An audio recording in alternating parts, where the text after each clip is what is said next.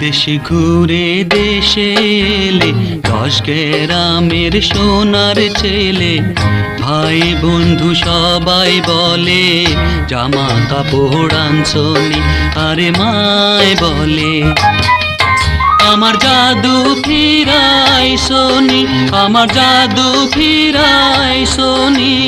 বিদেশে ঘুরে দেশে এলে 10 গ্রামের সোনার ছেলে, ভাই বন্ধু সবাই বলে জামা কাপড় আনছনি, আরে মায় বলে আমার জাদু ফিরাই সোনি, আমার জাদু ফিরাই সোনি।